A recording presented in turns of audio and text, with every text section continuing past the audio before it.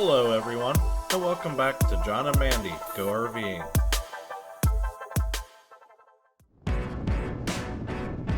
Today we are here in Boston, Massachusetts, ready to explore the birthplace of American independence. Mandy and I have our walking shoes on, and we are ready to step back in time as we learn our country's early history on the Freedom Trail. Boston was founded in 1630 by Puritan settlers from the English town of the same name. Several key events of the American Revolution took place here in Boston, such as the Boston Massacre, the Boston Tea Party, the Battle of Bunker Hill, and the Siege of Boston. After America won its independence, Boston spent many years as an important port and manufacturing hub, as well as a center for education and culture. Today, Boston is the capital and most populous city of Massachusetts, with a population of nearly 700,000, also making Boston the most populous city in all of New England. The Freedom Trail begins in Boston Common, which is a 44-acre city park located in the middle of the city. The park was a pasture at one time, owned by William Blackstone, who was Boston's first white settler.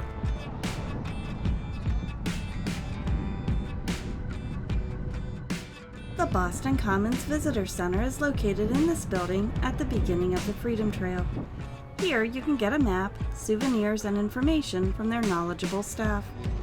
So after you get here at the Visitor Center, there's this line that you can follow for the Freedom Trail. You just follow this line of bricks and it'll take you through the whole trail. The Visitor Center also offers walking tours the city with guides. These range in price from $25 to $55.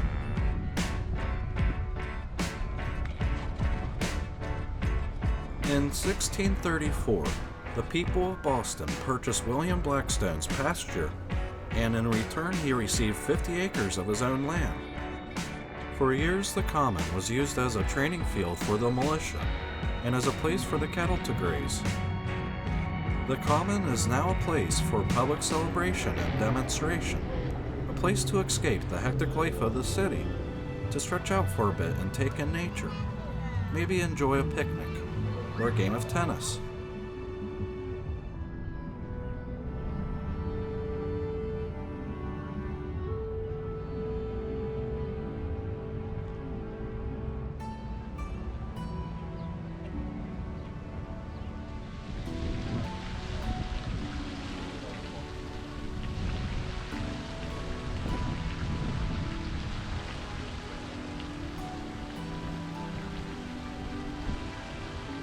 Governor Samuel Adams and Paul Revere presided over the laying of the first cornerstone here at what is known as the New Massachusetts State House in 1795.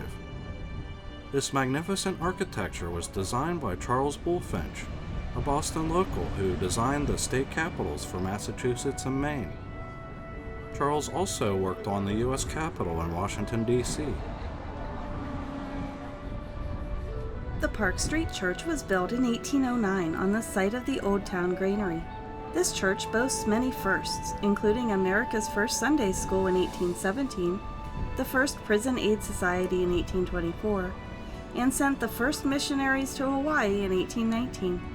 This is also the site where the hymn America, also known as My Country 'Tis of Thee, was sung for the first time in 1831 on the steps of the church. So I'm sure many of you wonder how we're able to travel as often as we do. One tool we like to use when looking for campgrounds is Thousand Trails. It's a campground membership with plans to meet your camping needs. The Thousand Trails system offers a variety of RV sites, tent sites, and cabins, plus many offer a ton of amenities and activities. Many are located near popular vacation destinations. We found that the campgrounds serve as a perfect home base when we're exploring new areas. Thousand Trails can work for the weekend campers, full-time RVers, and every type of camper in between. The membership specialists will work with you personally to fit the membership to your camping needs and budget. Contact Michael and Lori, membership specialists who are ready to answer your questions. And please don't forget to mention John and Mandy Go RVing when you call. The Granary Burial Ground is the city's third oldest graveyard, first used in 1660.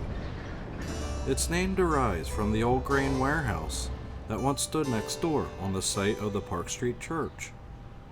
A variety of famous people are buried here, including Benjamin Franklin's parents, Governor Samuel Adams, the 5 victims of the Boston Massacre, John Hancock, and Paul Revere.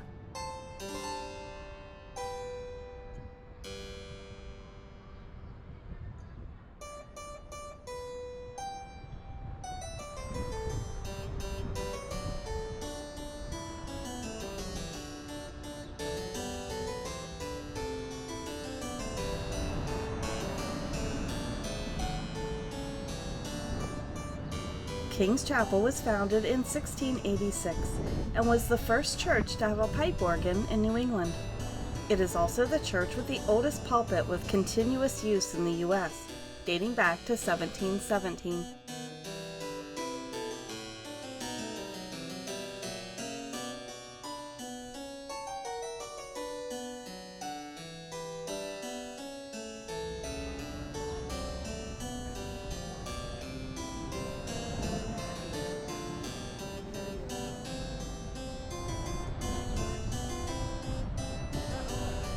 Boston Latin School was the first public school in America, founded in 1635.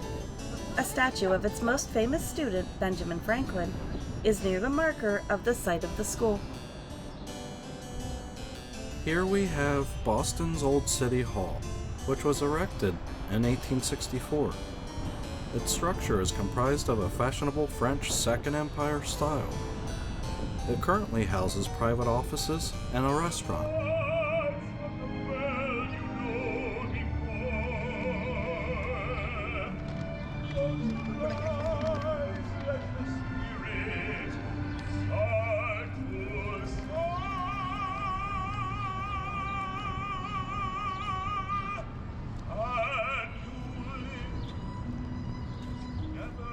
The Old South Meeting House was erected in 1729 and served the Puritan congregation of Boston. This building is central to our independence. Discussions around taxation, freedom of speech, and details of the Boston Tea Party occurred here.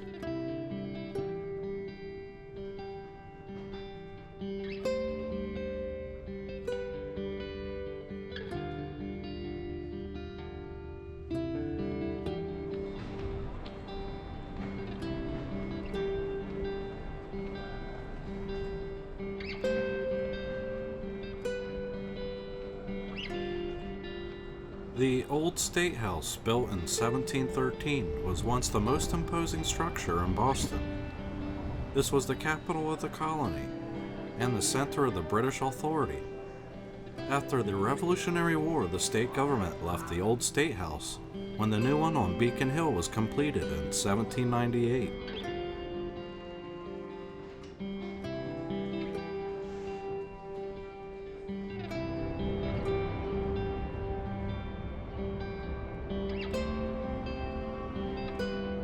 Faneuil Hall and Marketplace began in 1742 as a marketplace and meeting hall. Today, it takes up over 300,000 square feet in downtown Boston. It contains retailers, vendors, shops, and offices.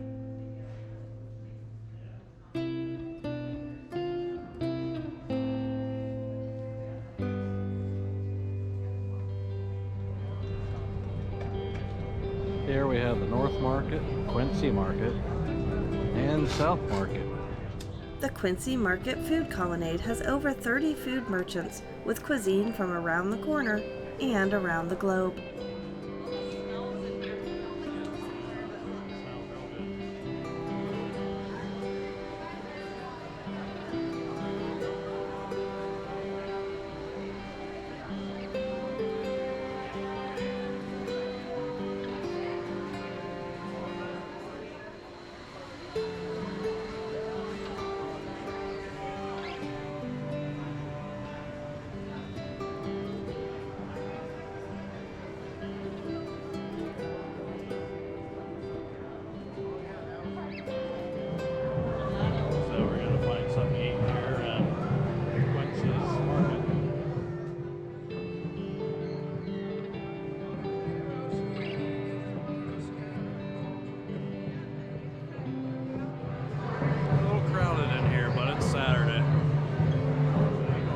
It gets way more crowded during the touristy seasons.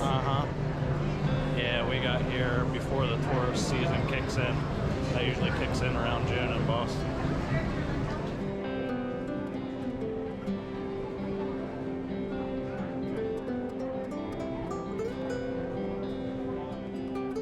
We're having lunch at Ned Devines, an Irish pub and restaurant with outdoor seating in the heart of the marketplace. So we're going to start off here with some pretzels for appetizer. So these pretzels come with this jalapeno sauce. Yummy. So Mandy got a grilled Greek salad, and I got a ham, egg, and cheese croissant sandwich. The hash browns next to it. Yeah, we were lucky enough to hit brunch, so it'll be a little cheaper and it looks good.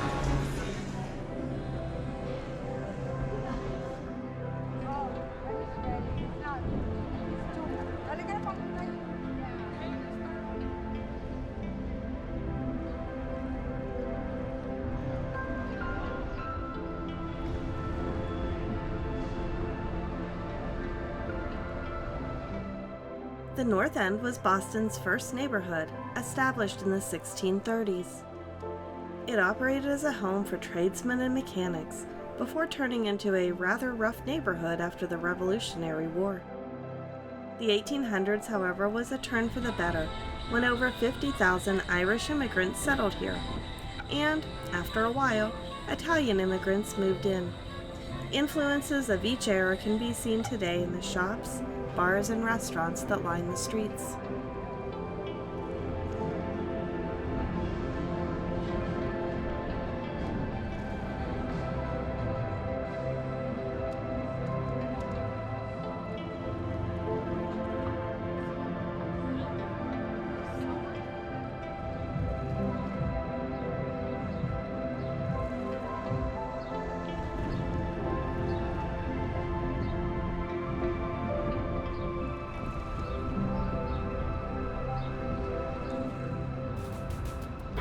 Here we have the Inn Tavern, which is the oldest bar in America. Established in 1795, it is believed to be the oldest continuously operating bar in the United States. Although the bar stopped operating during the Prohibition years, the bar has moved several times and is currently found on Union Street.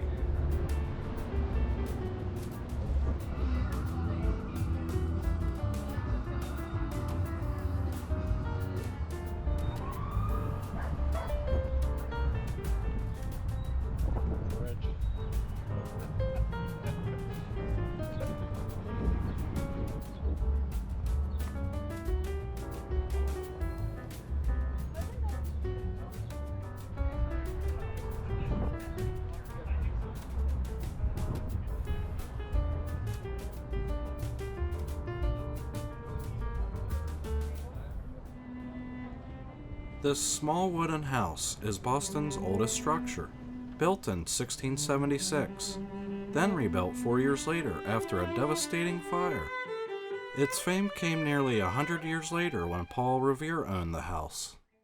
Paul Revere was a silversmith that is most known for his patriotism on the night of April 18, 1775. which we will talk about once we reach the Old North Church.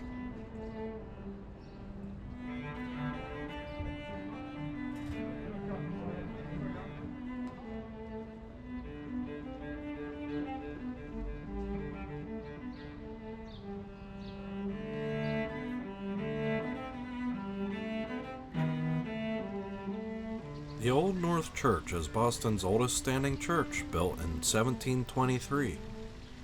Here on the night of April 18, 1775, Paul Revere's lanterns in the steeple were lit to signal how the British Army would march. Light one lantern if by land, two if by sea. 2 lanterns were lit, sending Paul Revere and other messengers on horseback to alert others of the British advancement. Copp's Hill Burial Ground contains the remains of Cotton Mather, the preacher who penned a book that would help perpetuate ideas that led to the Salem witch trials. TD Garden Arena is the home of the Boston Celtics and the Boston Bruins. It opened in 1995 as a replacement for the original Boston Garden.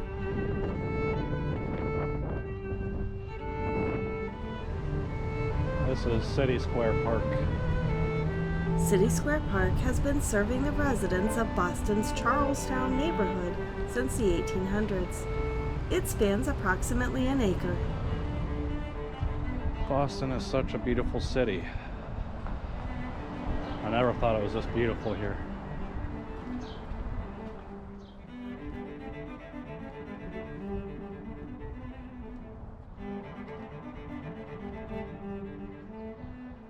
The Bunker Hill Monument cornerstone was laid on the 50th anniversary of the Battle of Bunker Hill on June 17, 1825. Due to a lack of funds, it took 17 and a half years to complete the project. The 221-foot granite obelisk was one of the earliest examples of the Egyptian Revival style architecture.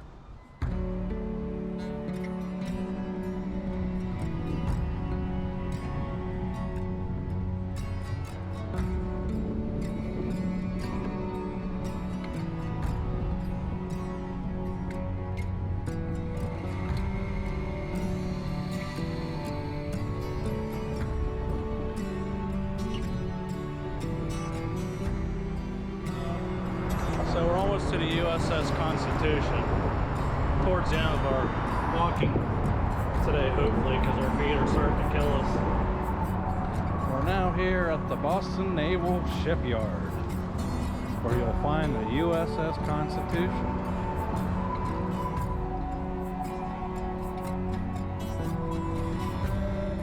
This is the USS Constitution Museum and Store. The museum's mission is to educate visitors about old Ironsides and to elicit excitement about its heritage.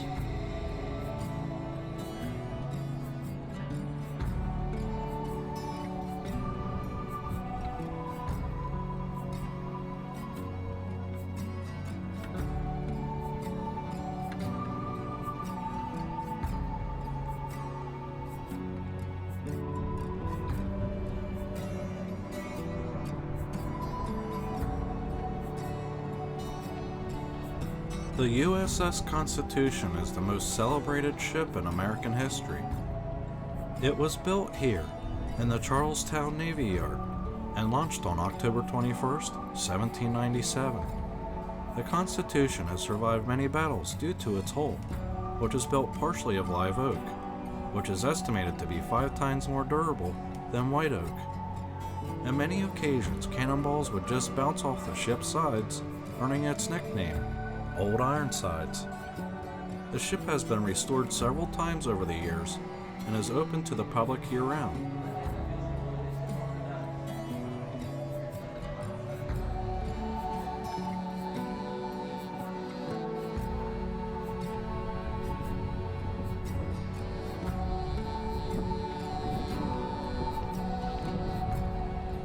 The USS Case and Young is a Fletcher-class destroyer that was launched and commissioned in 1943.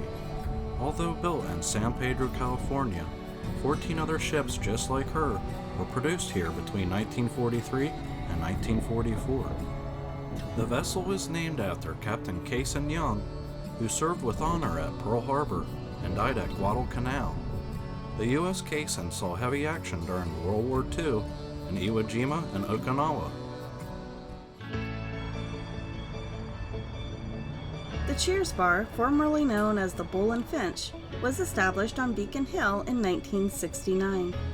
In the early 1980s, two TV writers visited the Bull and Finch and found their inspiration for the beloved TV series. Sign on the door like they did for the t-shirt.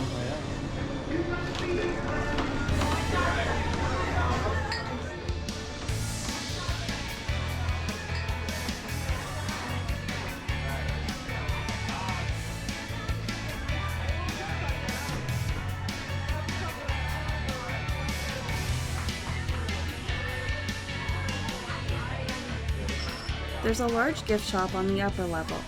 That was closed by the time we arrived, but there was a small one behind the bar, so I was still able to get my t-shirt.